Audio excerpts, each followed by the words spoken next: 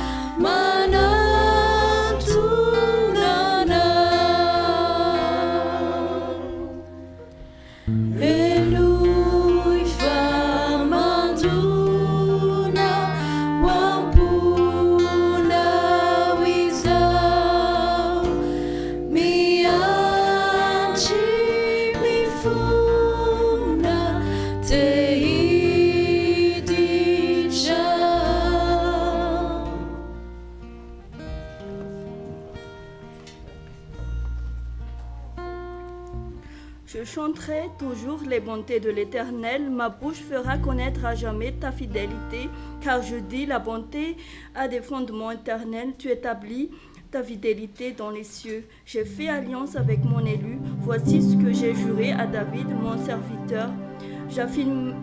J'affermirai ta postérité pour toujours et j'établirai ton trône à perpétuité.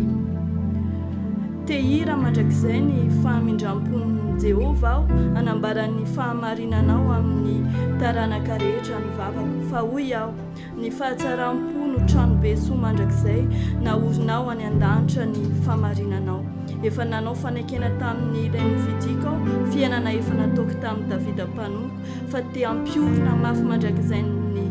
taranako aho sy anamafy ny seza fiandriananao hatramin'ny taranaka rehetra. Amen.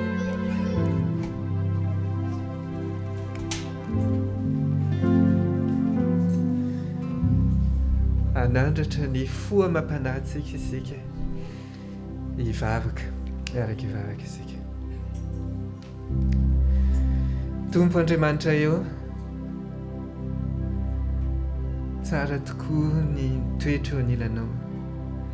tsara ny miaraka aminao, tsara ny manana anao, ary sambatra izay afaka manatrika izao fotoana izao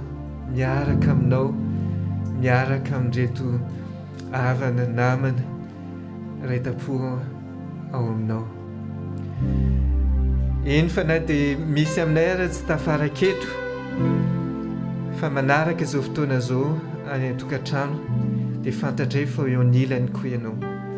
Misaotra ray ao no izany fahasoavanao izany miantso anay anatona anao. Fantatrao ny tsy famendrehanay, fantatrao ny elokay, fantatrao ny enta-mavesatra ty anatinay, mampisaraka anay aminao. Tompo tsy ho ahy izany rehetrarehetra izany fa fao izany rehetra izany,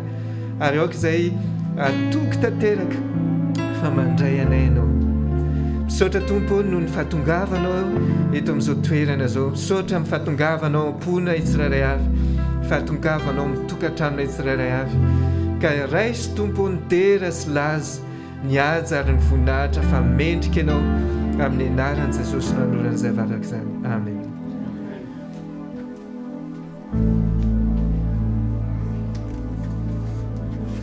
Manazantsika rehetra hipetraka.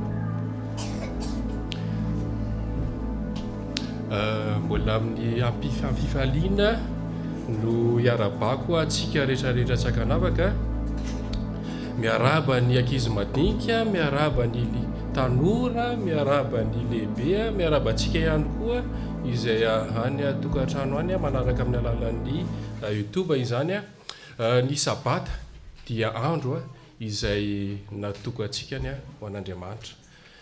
natokana izay isorana ny amin'ny fitantanana ny fiainantsika nandritra ny nenemana iny, ary andro ihany koa izay fifaliana. Ary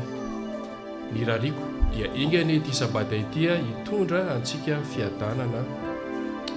ary ihany koa fitsaharana eo ambany fahasoavan'i Jesosy Kristy tompontsika.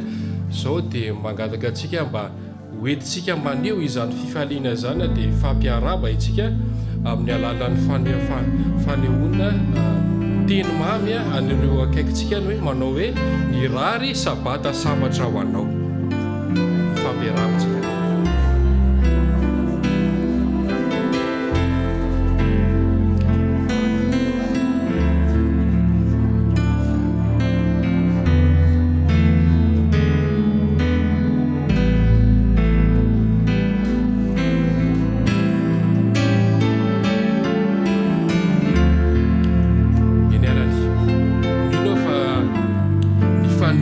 Izay fifaliana izay tsikany ary mbola otoizantsika izany fifaliana izany amin'ny fideranan'Andriamanitra amin'ny ra fa 20 ka dia manasa vetrany zany ny ireo chantre ho akety aloha.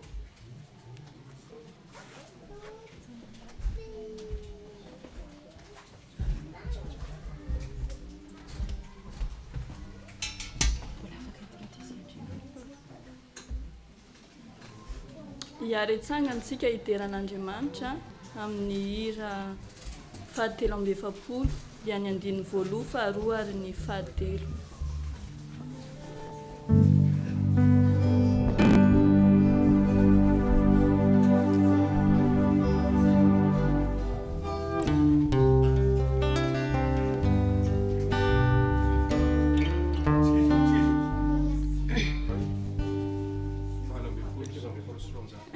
Fady 218 azafady misy fady sona kely tao anatiny aratsika.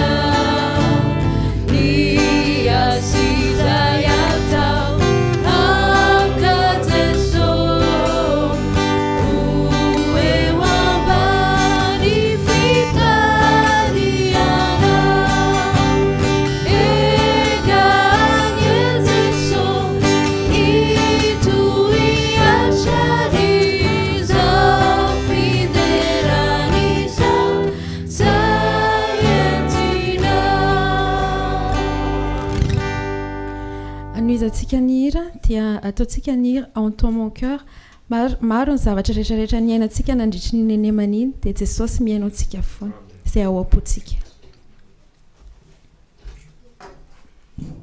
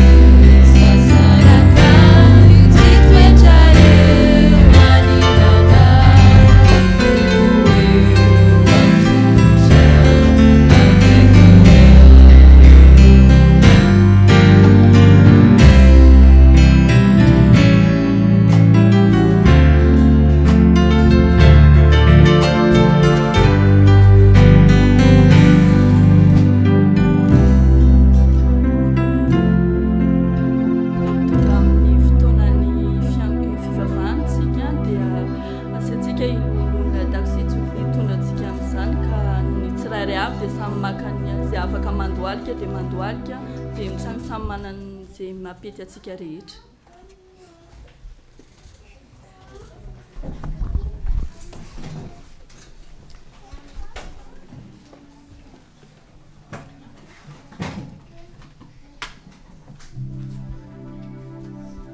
Andriamanitra tompo tianay eo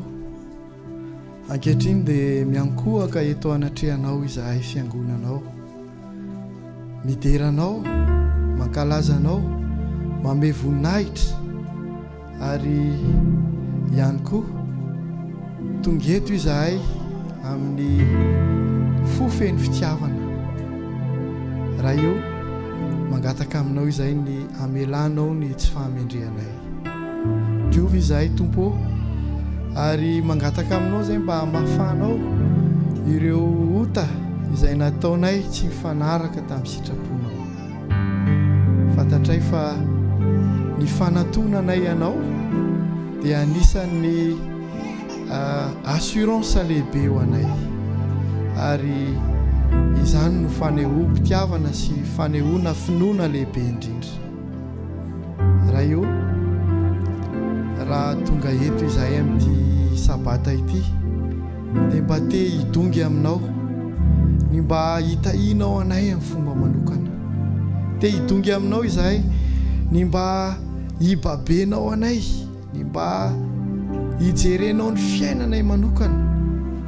ary ho ambinonao izahay. Raha eo tonga eto izahay amin'ity maraina ity ihany koa, mety misy ireo izay manana mavesatra any am-pony any, mety misy ny marary, mety misy ny malahelo, mety misy ny faly, koa raisy tompo ary omeo izay zavatra tsara indrindra avy aminao ny tsirairay avy. Eno ny etaetam-ponay tsirairay avy ary valio ny vavakay. Raha eo amin'ity sabata ity ihany koa dia matsiaro manokana ny zanaky Franca sy Jean-Louis Ihaja-Louis izay manolo tena ho anao tompo, fifaliana lehibe izany ary ny fanirianay dia ny tantananao an'izy da amin'ny lalana rehetra izay andehanany ka hitombo ao aminao izy ary androso fity amin'ny olona ihany koa. Raha eo amin'ity sabata ity ihany koa dia manampaniriana ny koralina anatotosa asa fitoriana goavana izay hampandrosoana ny asanao. Raha eo meteza ianao hiditra an-tsehatra ka amita izany asa izany ary mba ho voninahitra ao irery ihany izany. Fifaliana tokoa raha eo ny mifankahita rehefa zavatra ohatr'izao ary indrindrandrindra ny mifankahita amin'ny havana mantsakaizy ary piraim-tapo aminao ny eto amin'ny fiangonana. Faly koa izahay mahita any izy izay tafaraka amina eto ankehitriny ary fifaliana lehibe izany. Raiso izany zaza izany tompo ary aoka hitombo eo aminao ihany koa izy. Dia mitahiny iray aman-dreniny ianao omeo fifaliana izany tokantrano izany. Amin'ity sabata ity ihany koa tompo dia matsiaro ireo namanay izay tsy tafaraka aminay eto izay, na izanaiza toerana misy azy ireny, na eo mpanarana mivantana izao fandarana izao, na any amin'ny toerana izay misy azy ireo tompo, aoka ianao no hijery, hikasika ary hanome fitiavana ireny olona rehetra izay tsy tafaraka aminay eto ireny androany. Ianao no hanombo azy ireny ary hanome fitahiana izay tsy takatry ny sainay. Ray malalo amin'ity sabata ity ihany koa dia ao ireo izay marary, mangiry firy, mijaly, sitrano izy ireny tompo ary kasio amin'ny tananao amin'ny fomba manokana ka omeo fifaliana ihany koa izy ireny. Ireo fianakavianay izay lavitra anay asa any Madagasikara, any amin'ny toerana izay misy rehetrarehetra azy ireny, omeo fifaliana ireny fianakaviana ireny Tompo, ary ambino amin'ny fomba manokana, tantano amin'ny fomba manokana, ary mba midongy aminao izahay Tompo, omeo azy ny fitiavanao. Amin'ity sabata ity dia tianay raha ho fenonao fifaliana ny fiarahanay, ary ho fenonao ny fahasoavana avy aminao. Ka raha andray ny afatra izay hoentin'ny pasteur Rafidy izahay, dia hoy izahay hoe miteneny ianao Jehovah fa miaino ny mpanomponao. Taio ny ankizy madinika, taio ny tanora, taio ny lehibe, aoka ianao hijery ny tsirairay avy, ary omeo anay ny fanambinana izay avy aminao. Saotra Tompo malalo noho ny fiainonao ny vavakay. Izany no vavaka izay asandratray eo amin'ny seza fiandriananao. Amen. Amen.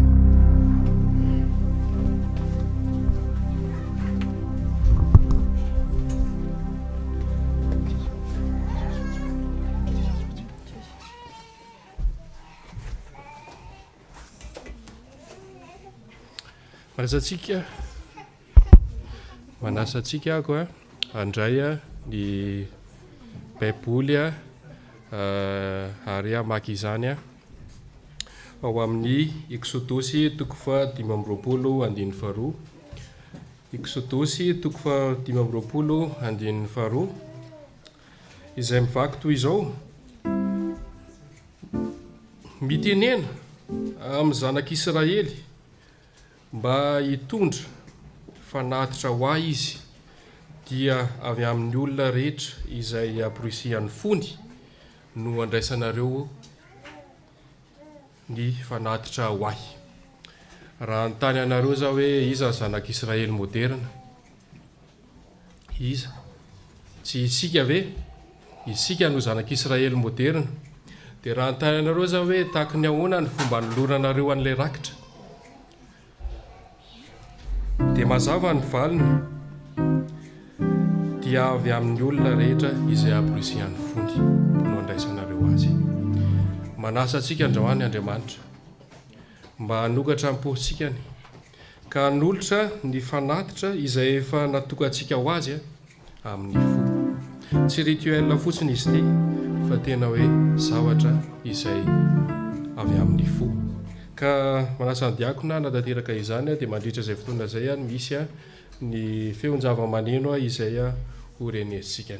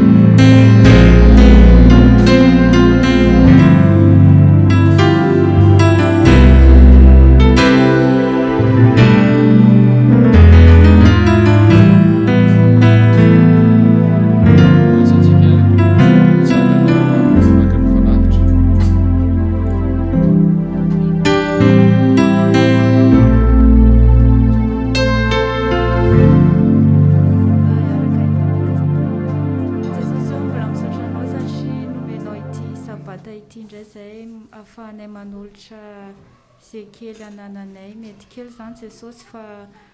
vokatra ny fonay ka mba hadraisa izany mba ho fankasitrahana ny anaranao. Dia Diovy izay amin'ity sabata ity mba ho voadio tanteraka mba hanana fo vaovao miaraka aminao. Dia apetraka eo am-pelatananao ny sabatanay izay manontolo mba ho voninahitry ny anaranao ny zavatra rehetrarehetra izay ataonay androany. dia zavaka izany no iziko sy angatahako amin'ny anaranao izy izany. Amen. Amen.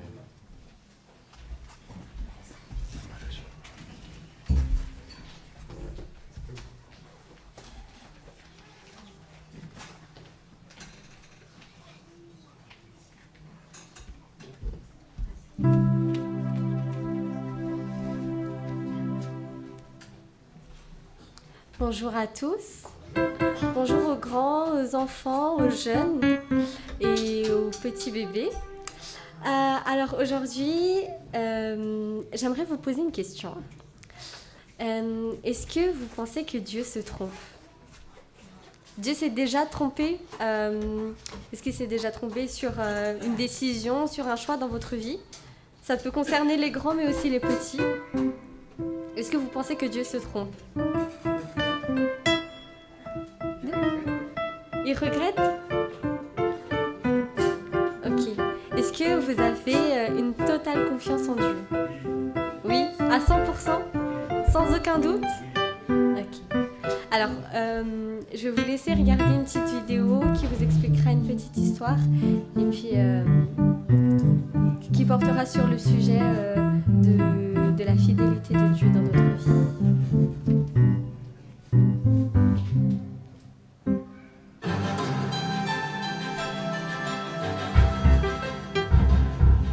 Bonjour, aujourd'hui mon histoire s'intitule « Dieu ne se trompe jamais ».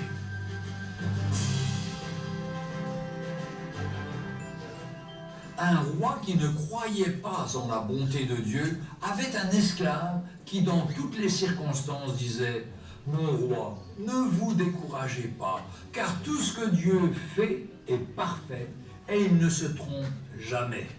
Un soir, il partait à la chasse et chemin faisant, une bête sauvage attaqua le roi. Son esclave réussit à tuer l'animal, mais ne put empêcher sa majesté de perdre un doigt.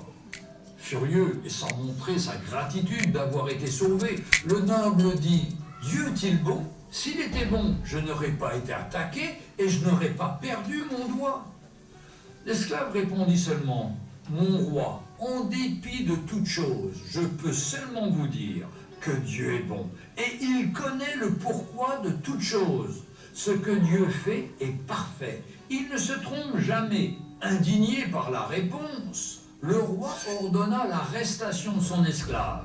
Un jour, il partit pour une autre chasse, mais le roi fut capturé par des hommes sauvages qui faisaient des sacrifices humains. Dans l'autel prêt à le sacrifier, les indigènes ayant constaté que l'un des doigts manquait à la victime, ils le relâchèrent. Selon eux, il n'était pas si complet pour être offert aux dieux. À son retour au palais, il autorisa la libération de son esclave, qu'il reçut très affectueusement. « Mon cher, Dieu est vraiment bon pour moi. J'ai failli être tué par les hommes sauvages, mais comme il me manquait un doigt, alors ils m'ont relâché. Cependant, j'ai une question. Si Dieu est si bon, pourquoi a-t-il permis que je te mette en prison? Mon roi, si j'étais allé avec vous dans cette chasse, j'aurais été sacrifié à votre place, parce qu'il ne me manque aucun doigt. Par conséquent, rappelez-vous, tout ce que Dieu fait est parfait. Il ne se trompe jamais. Souvent, nous nous plaignons de la vie et des choses apparemment néfastes qui nous arrivent, en oubliant que rien ne se fait au hasard et que tout a un but. Chaque matin, offrez votre journée à Dieu. Demandez à Dieu d'inspirer vos réflexions, de guider vos actes, d'apaiser vos sentiments et ne craignez point, car Dieu ne se trompe jamais. Retrouvez un jour une histoire sur ton TV. Amen. Dieu ne se trompe jamais et il calcule tout. Il prévoit tout pour chacun d'entre nous. Alors que j'espère que vous garderez ce message en vous aujourd'hui, durant ce sabbat, et remémorez-vous de toutes les fois où Dieu a été là pour vous et toutes les fois où Dieu vous a permis d'être sauvé. C'était mon histoire pour vous. Je vous souhaite un très bon sabbat.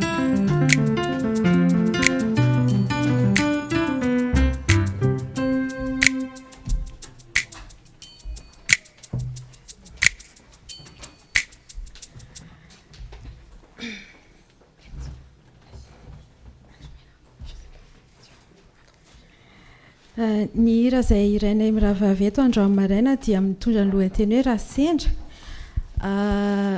Rasendra olantsika na fahoriana amin'ny fiainana na rasendra fahoriana rehetrarehetra dia manatona an' Jesosy ho eto ambavaka eo anatrehan'Andriamanitra ny tonom-bavakao fa izy mamaly an'izany dia hitondra fifaliana sy fiadanam-po atsika.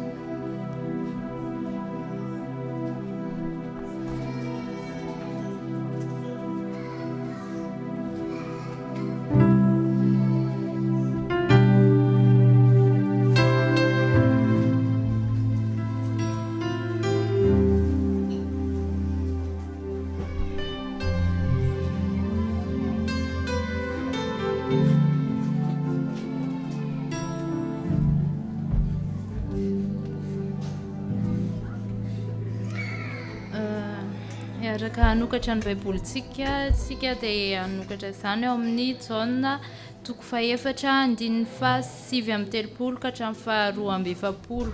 Jaona 4:7-7 ka hatramin'ny 12:7 amin'ny anaran'i Jesosy. Ary maro ny Samaritana avy tao amin'izany tanàna izany no nino an'i Jesosy noho ny filazandra vehivavy izay nanambara hoe nolazainy tamiko avokoa izay rehetra nataoko. Ary rehefa nanantona azy ny Samaritana dia nangataka azy toetra teo aminy ka dia nitoetra tao indroa andro izy. Ary maro koa no nino noho ny teniny ka nanao tamindra vehivavy hoe tsy noho ny filazanao ihany no inonay fa ny tenanay no mandre ka fantatray fa izy tokoa no mpamonjy izao tontolo izao. Amen.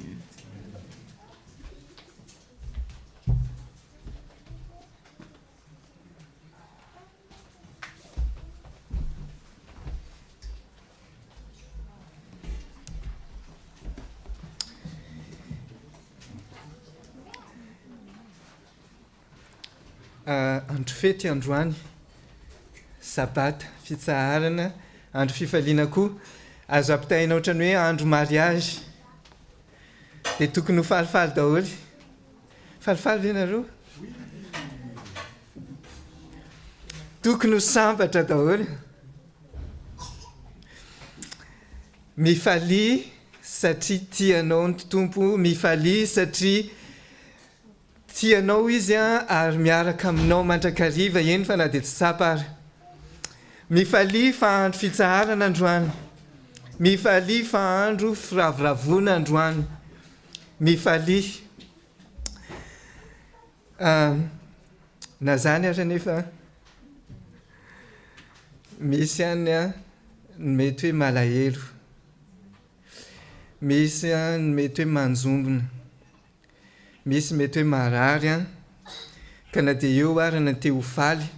dia tsy afaka satria mafy. Fa te hiteny aminareo koa na zany ary mifalia ihany fa misy zavatra tsara oman'Andriamanitra ho anao koa. Matokia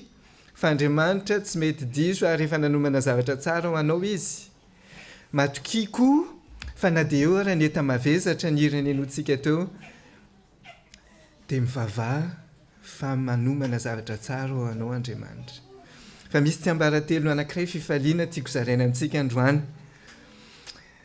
Na tena hoe ao anatin'ny harerahana sy fahoriana ary ianao torio ny filazantsara fa ho hitanao ny vokatra tsara omen'Andriamanitra anao koa. Mety hoe tokony hira miaraka amin'ny chorale ianao na teo na androany hariva nefa mieritreritra hoe tena tsy mety mihitsy any reraka be na mafy be, mira ihany raha ohatra ka efa nanao répétition dia jereo ny fahasoavan'Andriamanitra. Raha ohatra ka tenen'Andriamanitra hoe torio ny teny fa ianao nefa mieritreritra hoe tena zany, tena tsy vonona mihitsy sady tsy mety amiko mihitsy, andramo ihany dia ho hitanao ny fahasoavan'Andriamanitra. Ilay toriteny androany zany dia manao hoe toriteny ny filazantsara hafa kely. Matetika rehefa hitory filazantsara dia ahoana ohatrany hoe somary mandalo fisedrana kely. Ny fanaovana anazy zany rehefa hitory teny ny olona anankiray dia mila mandalo komity hoe ty olona ty hoe mahazo mitory teny dia alefa any amin'ny raha ohatra ka tsy eo amin'ilay fiangonana ilay olona dia tsy maintsy mandalo any amin'ny FED dia raha any amin'ny territoire hafa ilay olona tsy maintsy mandalo any amin'ny union division any amin'ny conférence générale vao miverina any amin'ny rehetrarehetra hoe ty olona ty azonareo mpitoriana teny. Efa nisedraina tanteraka hoe ty olona ty ve tena tsy misy pentina ny fiainany, dia rehefa tsisy pentina ny fiainany dia alefaso ary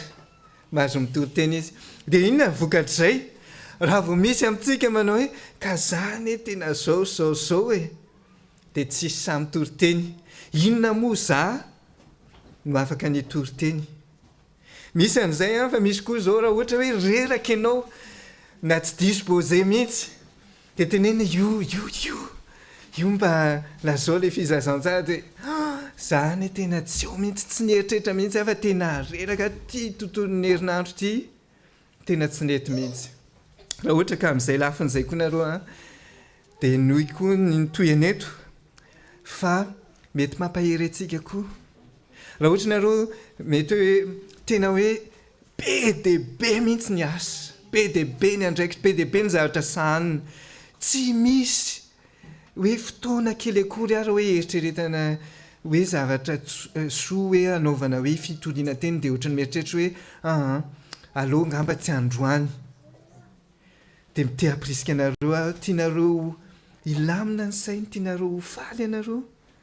raha miantso Andriamanitra hoe torio ny filazantsara dia ataovy misy mpitory filazantsara anankiroa tiako zaraina aminareo mpitory filazantsara anankiroa hafa kely androany ny vakina tamintsika teo ny fiafaran'ilay tantara ao amin'ny jaona toko fahaefatra ny anankiray voalohany dia Jesosy ary mpitory filazantsara faharoa hafa kely dia le vehivavy Samaritana. Jesosy nahoana noho Jesosy fantatrareo ty tantara ty fa verenako fitinina kely vetivetika tonga zany Jesosy niala avy any Jodia izy ho any Galilea dia tokony anohatra ny fanaony jiosy rehetrarehetra zany hoe tsy mandalo ao Samaria fa tsy maintsy manao lalana lavitra fa tamin'ity indray manotoraka ity Jesosy hoy ny teny soratra masina hoe tsy maintsy mamaky ny Samaria izy tsy fanaony jiosy mihitsy zany dia lasa ary Jesosy nakao Samaria tsy maintsy hoy izy ny teny soratra masina rehefa tonga teo izy reraka eritreretinareo ve Jesosy reraka le mpanao ny zavatra rehetrarehetra reraka sady noana izy ny nangetaheta reraka izy tsy nanan-keritsony izy ny mpianatra nandeha nasa nakany amin'ny tanàna naka sakafo Jesosy tsy nanan-keritsony fa mipetraka teo amin'le fatsakana ny andry dia mandrapatonga ny mpianatra hitondra sakafo tonga le vehivavy Samaritana efa atoandro be ny andro tsisy olona matsaka tsony raha hony tokony izy tsy tokony tonga teo mihitsy ty vehivavy ty kanjo izy tonga avany ty vehivavy Samaritana ty dia raha ny tena izy tsy tokony resaka tamin'ny akory Jesosy raha tokony vo tonga le vehivavy izy atsaky tokony niataka kely Jesosy namela ny toerana ka Jesosy nijanona teo dia tsy nahatra akory Jesosy fa tonga izy dia niteny tamin'le vehivavy manao hoe meo rano hosotroko dia eo amin'izay ary le vehivavy miteny hoe fa maninona ianao mangataka rano amiko za zay Samaritana ianao jiosy maninona zanaka tahanao dia tafaresaka zareo dia sarotra be le resaka fa ohatrany tsy mifankahazo resaka zareo fa nyresaka ihany izy Jesosy miteny manao hoe meo rano dia le vehivavy miteny hoe fa maninona no angatahanao dia avy eo indray Jesosy miteny hoe raha fantatrao hoe izy no miresaka aminao dia ianao no hiteny hoe meo rano tsy azon'le vehivavy tsony dia ozy izy le vehivavy ianao indray ianao hoe tsy manana ininona ny vozana rano dia ianao indray fa miteny hoe meo rano dia ozy izy Jesosy ny rano omeko anie zay misotra n'iny rano iny dia tsy mangetaheta intsony hafahafa be mihitsy le resaka ohatra tsika izao efa mahafantatra an'le izy dia ohatrany hoe tsotra normal fa rehefa resao fa ohatrany tsy mifankahazo resaka zareo dia hoy izy le vehivavy karaha zay raha ohatra ianao ka manana rano ohatran'izany hoe manana fiainana dia tsy mangetaheta intsony dia mba meo an'izay rano zay ary ozy izy le vehivavy dia mivaly tenin'i Jesosy raha ny tena izy tokony mivaly tenin'i Jesosy hoe tiara le rano satria le vehivavy zany nangataka zay inona mivaly tenin'i Jesosy eto ty ny vadinao tsy haiko hoe mifankahazo resaka very zareo sa misy zavatra ohatrany hafahafa ao anatin'le atsy ny vadinao dia ozy le vehivavy zany tsy manambady dia izy Jesosy marina zany tsy manambady ianao dimy ny vadinao dia le miaraka aminao zao tsy vadinao akory dia toy ihany le resaka dia lasa tonga hatrany amin'ny hoe mivavaka manompo an'Andriamanitra midera an'Andriamanitra dia miady hevitra le vehivavy miteny hoe eto amin'ity tendrombohitra teny ny tena fideranana n'Andriamanitra dia Jesosy miteny hoe tsy eo ozy izy tena fa madibadika be le resaka en fait tsy mifahankahazo resaka mihitsy azy ireo fa na zany ary ny zavatra ny tazomin'le vehivavy ozy izy hoe hafa kely ty lehilahy ty fa tsy ohatra ny rehetrarehetra ozy izy fa fantany ny fiainako fantany izay mombamomba ana rehetra dia rehefa mihaino an' Jesosy izy dia misy zavatra hafahafa ny aminy any dia farany tsy ary nitsony le izy fa lasa veriny sainy etrreto tonga teo izy efa atoandro be mangetaheta izy tokony hitondra rano any an-tranony inona zavatra nataony navelany teo ny siny dia lasa izy nandeha niazakazaka raha ny filazan'ny olona rehefa filazan'ny mpandinika ny teny soratra masina tia vehivavy ty dia tsy samy miona amin'ny olona fa mandeha makeo amin'ny fahatsakana io izy amin'ny fotoana tsisy olona matetika vehivavy makeo matsaka fa izy hoe alefa ny doly aloha le vehivavy rehetrarehetra le matsaka ny marainy fa rehefa avy matsaka ny sasany dia rehefa tsisy trony dia izay izy voatongoka izany hoe tsy te hiona amin'olona izy fa nampiny kely fotsiny za mieritreritra fa tia vehivavy ty tena tsara tarehibe tena charmante be mihitsy dia en fait ny vehivavy rehetrarehetra tsy te hahita anazy dia izay mahatonga anazy hiataka raha ny sitraky ny lehilahy dia mahita anazy efa nanana dimy izy dia mbola misy anankiray miaraka aminy eo izany hoe en fait izy tsy dia tian'ny olona loatra dia aleony miatakataka aleony miafina na dia manana ny hatsarany ary izy kanefa zao rehefa avy nyresaka tamin'i Jesosy izy dia adinony izay fijerin'ny fiarahamonina izay hoe tsy te hahita anazy finona ny zavatra nataony lasa izy tonga dia nandeha nijery ny olona jereo ozy izy hoe lasa izy tonga dia niresaka tamin'ny olona rehetrarehetra tsy nivadiny rery na le olona niaraka tamin'ny rery fa ny olona rehetrarehetra tao amin'ny tanàna tonga dia nandehanany tsy ny safidytsony izy fa tonga tsy menatra intsony izy mety hoe fijerin'ny olona anazy hafahafa fa tonga izy dia niteny hoe mety le olona hitako ao no Mesia fa nilazainy izay mombamomba ana rehetrarehetra ny teneniny daholo dia inona ny zavatra nitranga le lehilahy rehetrarehetra tao tanàna lasa nitady sura fa tsy lehilahy fotsiny fa na ny vehivavy koa ary lasa nitady hoe izy zany olona zany dia lasa zareo nankany an'i Jesosy dia ny farany tantara dia zao izy hoe raha vehivavy tsy izay zavatra nyteneninao ihany no nanitikitika ny sainay fa no nahita anazy izay dia nihaino anazy dia hitanay tokoa fa izy ny tena mpamonjy an'izao tontolo izao izay le tantara raha iverenako kely le izy dia zao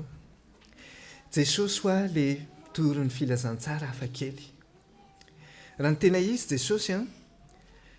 tena reraka izy tsy afaka nyresaka tamin'iza n'iza akory raha ny tena izy Jesosy dia le olona le tonga izy dia mampianatra tonga izy dia zao hoe fantatra hoe izao ny tena marina nefa Jesosy rehefa tonga teto amin'ity toerana ity ny zavatra ny teneny voalohany indrindra dia hoy izy hoe omeo rano ry havana lesona voalohany tsy hoahako amin'ity teny ity dia zao na ohatra hoe mpitory teny be tsika natao ary hoe mahalala ny soratra masina be indraindray misy fotoana hoe tena hoe reraka ary tsy mahavita inina lesona voalohany azo tsoahana dia zao hoe na Jesosy na Andriamanitra ara zanak'Andriamanitra ara dia mahatsiaro koa malahelo indraindray kanefa na dia amin'izay malahelo izay ary izy dia vonona mandrakariva ny toron'ny filazantsara fantatrareo ny zavatra nitranga nangetaheta izy noana no ny efa niresaka tamin'ity vehivavy ity izy nitory filazantsara dia inona ny zavatra nitranga tonga ny mpianatra nitondra sakafo dia izy ny mpianatra io raby hano dia izy efa voky a dia izy ny mpianatra fa inona ary no hoaniny tsy sana tany anazy fa nieritreritra fotsiny tany hoe inona ary no hoaniny jesosy ny teny hoe ny sakafo nohaniko a dia sakafo tsy fantatra roa teo fa en fait nanao ny fitoriana ny filazantsara na tonga anazy ho voky indraindray ahako misy fotoana hoe tena tsy manana hery mihitsy hoe hanaovana étude biblique na zavatra ohatran'izany fa mahagaga dia zao rehefa mandeha eo ilay izy dia lasa mefaly tena niarerako ary adiniko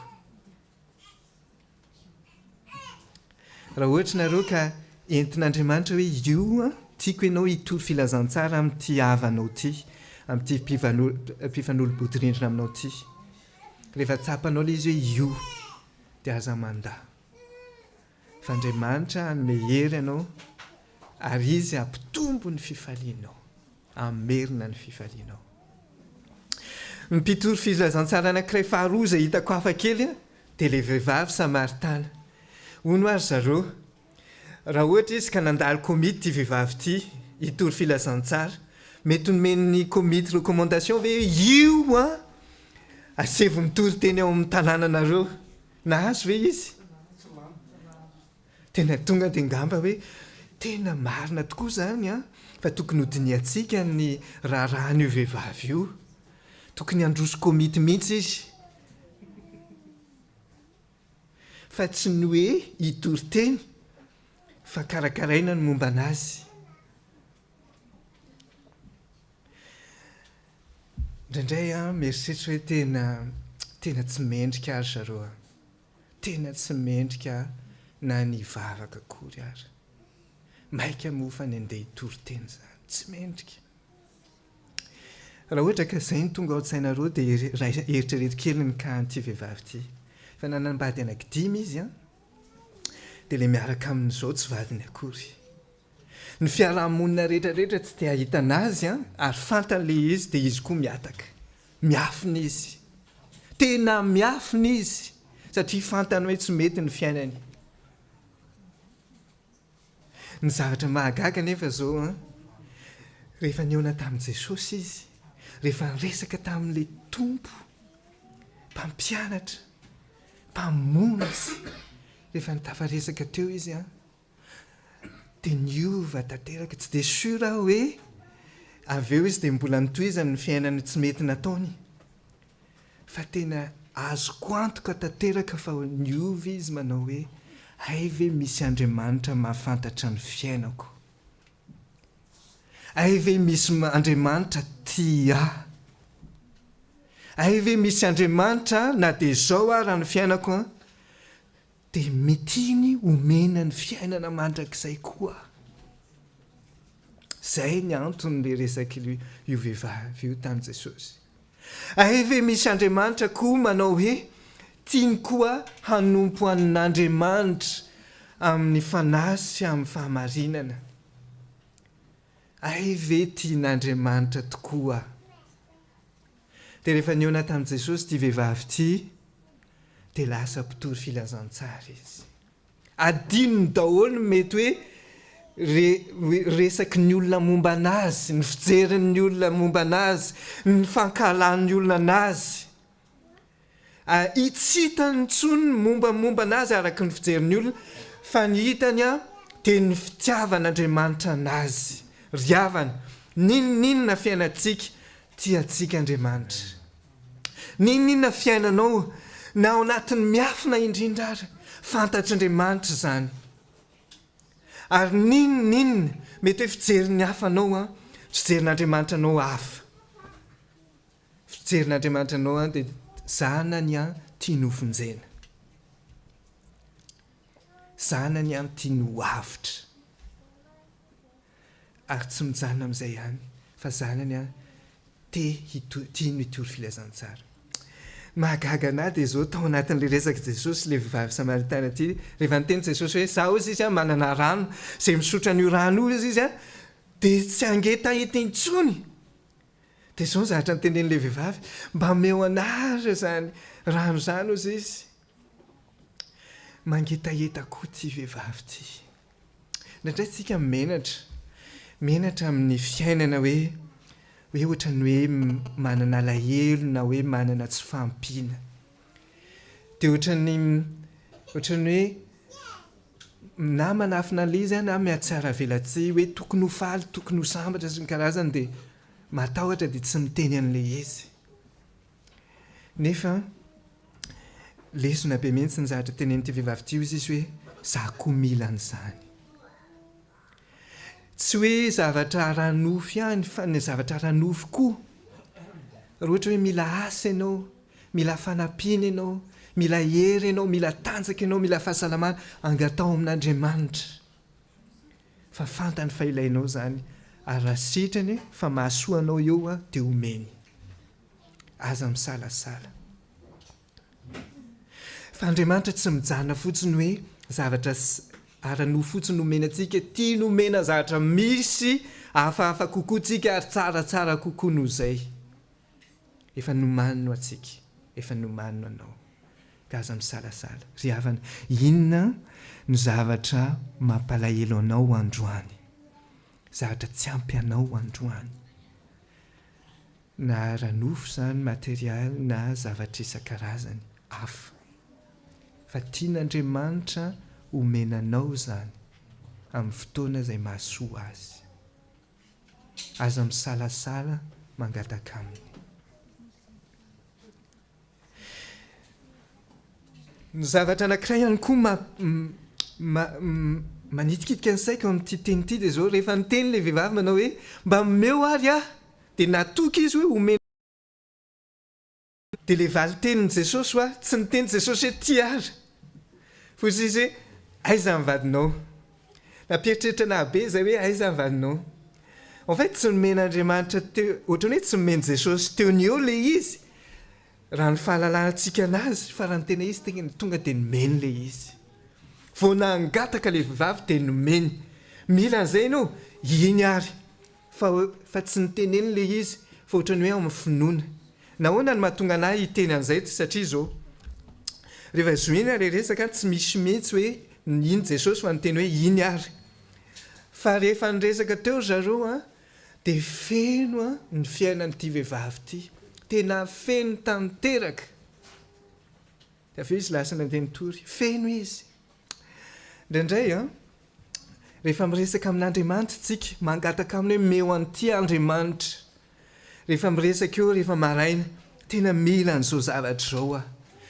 indraindray tsika miandro valiny avy amin'Andriamanitra hoe aiza ilay izy dia efa voaray eo ilay izy hoe izay vao mandeha ty nylesona azontsika tsoahana eto koa dia zao hoe na tsy hitanareo ary ilay izy dia keo efa azonao dia afaka mandeha ianao ny zavatra nangatahanao mbola tsy voaray anao koa ilay izy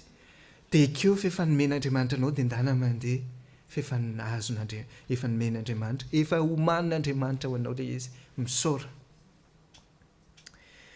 tsy haiko hoe nareo ve rehefa maraina indraindray rehefa mivavaka rehefa mamaky baiboly dia mety foana daholo indraindray misy fotoana zahako faraparan-teo mamaky matetika mamaky ngamba andininy telo hoe dimy ohatrohatran'izany tsy andininy fa toko trano faraparan-teo ndray mandeha toko anankiray sika tsy vitako namaky an'ilay izy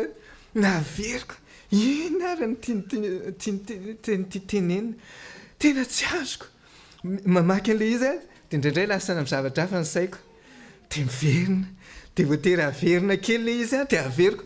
tapitra ilay izy tsy sinina azoko ina ary mba azoko raisin'androany Andriamanitra tena tsy ela be mihitsy teo tsoriko fa teo mpandrina sady somary rindrimana fa le hoe ora tokony hamakiko an'ilay izy dia namaky fotsiny fa misy fotoana ohatran'izay tena reraka tena mikipy fotsiny maso tsy sinina azo ny zako fotsiny hoe tena hoe prinsipa fotsiny hoe rehefa mamaky dia misy teny azonao dia tamin'izay ny teny azoko en fait tao amin'ny Jérémie ny toko farany Jérémie ny vakiko tsy sinina azoko ilay izy fa ny farany voavako fotsiny dia zao ohatrany hoe nisy teny tsara tamin'ny farany dia zao lesona azoko so zay hoe nandraindray ary ao anatin'ny fahoriana ao anatin'ny zavatra tsy mety mihitsy dia misy miaraka amintsika Andriamanitra ary misy lalana tsara omanina zay fotsiny ndraisiko dia nandeha tamin'izay zay hoe Andriamanitra mikarakara amin'ity tontolo ny andro ity ry havana ninninona mety hoe resaka ataontsika amin'Andriamanitra nefa tsisy azo tsy maintsy misy eo a zava-tsoa men'Andriamanitra anao ohatra n'ity vehivavy Samaritana ity tsy mifankahazo resaka mihitsy izy Jesosy fa ny zavatra ray fotsiny ny teneniny azony hoe misy olona any a mahafantatra anahy dia zay no nitoriany zay ny zarainy farany lesona tsoahako manitikitika anahy tamin'ity dia zao rehefa nangataka izy zany hoe omeo ato izy Jesosy eto ity ny vadinao dia na dia tsy niteny azy Jesosy hoe tia le rano a dia efa sura fa azon'le vehivavy le izy dia rehefa azon'le izy a dia lasa izy nizara tany amin'ny namany lasa izy a ho mpitory filazantsara hoy izy hoe tsy nanana recommandation ty vehivavy ty raha ny fiainany a na izy ary tsy nieritreritra hoe ho mpitory filazantsara mety ohatra antsika rehetrarehetra ohatra hoe mahatsiaro hoe zany tsy mendrika jereo ny fiainako dia za indray veny andeha hitetadeta hitory hizara eny fa na dia ao anatin'ny chorale ary hoe ao anatin'le groupe ao zany dia miafina ao ambadiky ny sasany non Andriamanitra mahafantatra anao ary ilainy ianao ao anatin'le chorale eny ary ianao fantany hitany le havanao milanao ao anatin'le chorale eny milanao ao anatin'le fiangonana eny io le havako mitory ny filazantsara io le havako fa novain'Andriamanitra ny fiainany io le havaka fa tsy ohatran'ny talohantsony izy a fa Andriamanitra efa nonovana azy tsy niandry Jesosy manao hoe aleoko aloha ataoko mandalo fitsapahana ianao raha vehivavy rehefa tena hita hoe mety tsara le fiainanao zay ianao vao mahazo mijoro vavolombelona teo ny eo ihany le vehivavy any dia lasa nandeha aza miandry a hoe ho masimasina ianao fa zay vao hitory ny fahasoavan'Andriamanitra aminao fa rehefa tonga ny antso dia mandehana fa aza miandry taloha rehefa nanao chorale groupe sy nohatratran'izany dia indraindray marary andoha be dia rehefa hoe tena kamo be mihitsy andeha hanao répétition tena kamo sady tsy vitany hoe kamo fotsiny fa tena tsy afaka tena ohatrany hoe tsy afa-manoatra mihitsy satria tena marary be mihitsy ny lohako efa ngamba nanao expérience maromaro ohatran'izay fa isaky ny tranga le izy a rehefa mandeha ihany a manery tena hoe andeha dia mahagaga fa rehefa mandeha le répétition dia ohatrany misava tsikelikely le izy a dia rehefa tapitra le répétition tsy tadidiko akory hoe reraka sy narary andoha talohan'izay indraindray a marary tsy salama tsara tsetsitsetsina na ohatran'izany fa rehefa hoe tonga le fotoana tokony hanaovana le concert na ohatran'izany dia mandeha any dia gaga fotsiny afa sady tsy mikohaka tsy misy ninona vao maika ary ohatran'ny farina mahafinaritra zany le feo a dia hitako hoe tena fahasoavan'Andriamanitra eo ry havana raha tsoin'Andriamanitra ianao hitory na amin'ny fomba inona satria ianao niona tamin'i Jesosy satria ianao nangetaheta satria ianao nahita anazy ary novainy ny fiainanao aza mandahy na hafa kely ary ianao na hafahafa ary ny fiainanao manaiken'Andriamanitra nova an'izay ahatonga anao mpitory filazantsara aoka ny tsisy ala eto na ny ray ara raha ohatra ka tsy mandray an'izay fanirahany Jesosy fanirahan'Andriamanitra indana fa ataoko vavolombeloko ianao Izao ny tenenin Jesosy tamin'ny mpianatra. Nefa ny mpianatra mbola tao anatin'ny tsy fankatoavana tanteraka, tsy finoana tanteraka. Izao ny tenenin Jesosy. Rehefa hirotsaka ny fanahy masina ho izy, dia hisy hery ho avy aminareo, ary dia ho lasa vavolombeloko ianareo. Tsy miteny akory izy hoe hanao vavolombelona, hijoro vavolombelona, na hanao fijorona vavolombelona, fa ho lasa vavolombeloko ianareo. Ny sitrak'Andriamanitra dia ho vavolombelona tsika tsirairay avy, ary ho mpitory filazantsara hafakely. Amen.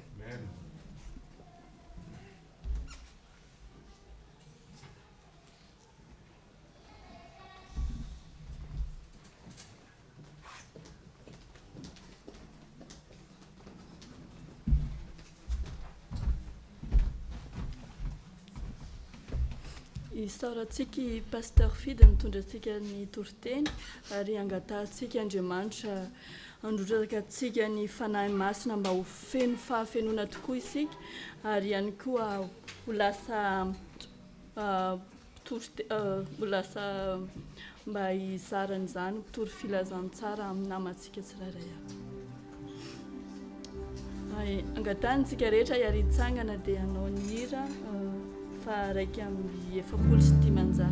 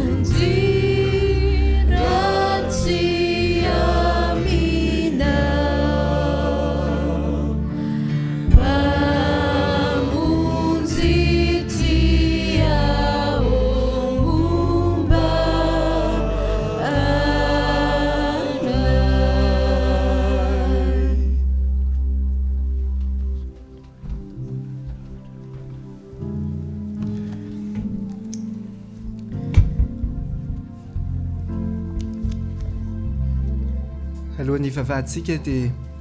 misy an'ity teny ity tiako zaraina ho antsika tsirairay avy ao amin'ny jaunina 7. Hoy Jesosy ao amin'ny 7:30, raha misy olona mangetaheta, aoka izy anatona ka hisotro. Raha ohatra ka misy ilainao ankehitriny mahatonga anao angetaheta,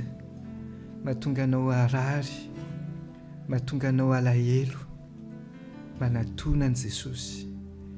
ary misotroy ilay rano velona tia nomenanao androany. Izay mino ahy dia hisy hon'ny rano velona hiboiboika ao anaty ao an-kibony araka ny voalazan'ny soratra masina. Vavaka isika. Tompo, mangetaheta tokoa izahay. Fantatrao ny aty anatinay.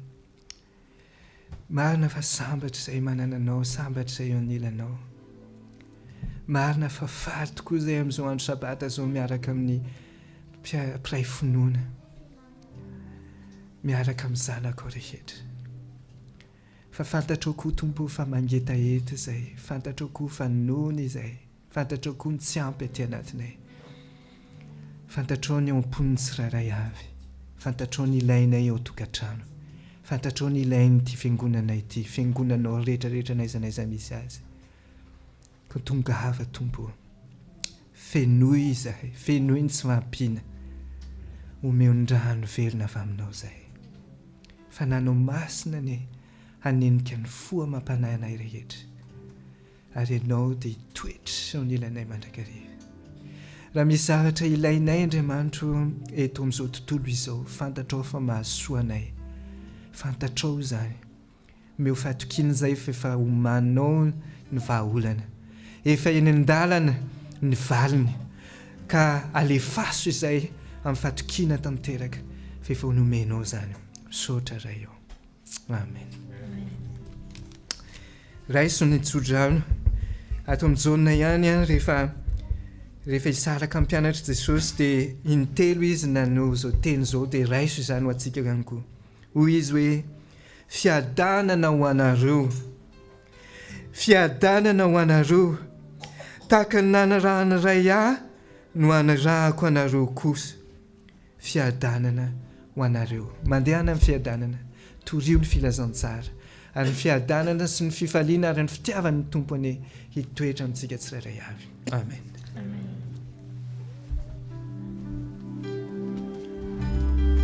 afaka mipetraka tsika tapitra ny fotoanantsika anio dia tsy haiko raha misy annonce ataon'ny mpanesara tsy misy raha tsy misy ny annonce dia ho mariky ny fanaovantsika veloma dia hofahofantsika ny tanantsika mirary sabata mahafinaritra antsika rehetra